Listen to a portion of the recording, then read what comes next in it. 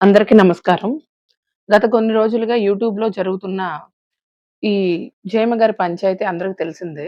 అయితే ఈరోజు నేను మాట్లాడడానికి కారణం ఉంది. కారణం ఏంటి అంటే, జయమ్మ గారు ఈ వర్క్ ఫ్రమ్ హోమ్ గురించి డిసెంబర్‌లోను, మార్చ్‌లోను వీడియో పెట్టడం నేను చూసాను. ఎందుకంటే నేను వన్ ఆఫ్ ది సబ్‌స్క్రైబర్‌ని జయమ్మ గారికి.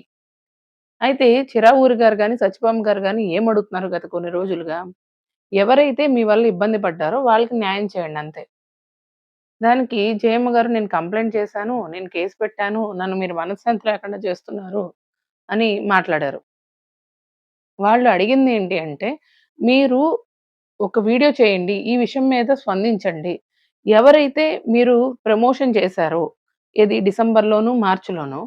డిసెంబర్‌లో మీరు చేసినప్పుడు ఆమె మా చుట్టాలామె అని చెప్పారు. మరి అందుకే గదా! మిమ్మల్ని నమ్మి మీరంటే చాలా అభిమానించే మీ సబ్‌స్క్రైబర్స్ మ మేము జస్ట్ సబ్‌స్క్రైబర్స్. మాకు కుదిరినప్పుడే చూస్తాం. గానీ వాళ్ళు మీకు హార్డ్ కోర్ సబ్‌స్క్రైబర్స్. కాబట్టి మీ మాట నమ్మి వాళ్ళు గూడా మీలా బతకాలి అనుకుంటే, ఇలా చేద్దాము, ఇలా ఒక రూపాయి వస్తుంది అన్న ఉద్దేశం మీదే ఎళ్లి కట్టారు అని జెప్పి వాళ్ళు మెన్షన్ చేస్తున్నారు. మీరెవరైతే ప్రమోషన్ చేశారో వాళ్ళు ఫోన్ లిఫ్ట్ చేస్తే వాళ్ళు మీ దాకా రారు కదమ్మా! వాళ్ళు ఫోన్ లిఫ్ట్ చేసి వాళ్ళు ఆన్సర్ చేస్తే మీ దాకా రారు కదా! వీళ్ళేమడుగుతున్నారంటే, అమ్మ మీరే ఆ ప్రమోషన్ చేశారు కాబట్టి, దయచేసి వాళ్ళకి మీరొక మాట చెప్పి, మా డబ్బులు మాకిప్పించండి అని అడుగుతున్నారంతే.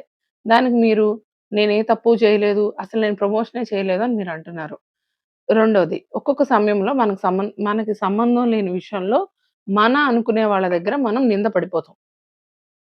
అది ఏంటంటే కొన్ని టైమ్స్ జరుగుతూ ఉంటుంది. అది ఎలా జరిగింది ఏంటి అనేది మనం ఆలోచిస్తూ కూర్చోలేం.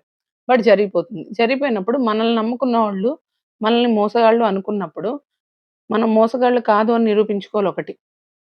అలా నిరూపించుకోని సమయంలో నేను చేసింది తప్పు అని ఒప్పుకొని అపాలజీ చెప్తే అయిపోద్ది గదమ్మా!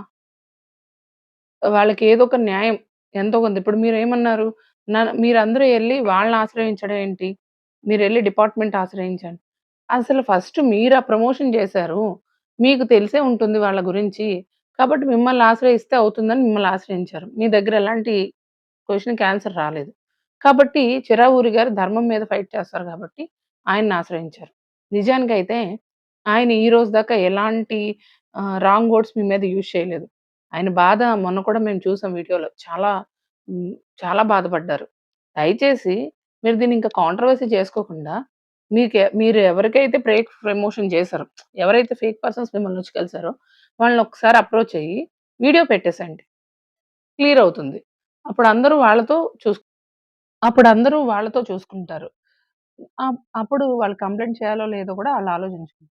దీనికెందుకమ్మా మీరు నన్ను బాధ పెడుతున్నారని మీరు అడగడం, కామెంట్ బాక్స్ ఆఫ్ చేసుకోవడం. ఒకసారి ఆలోచించండి.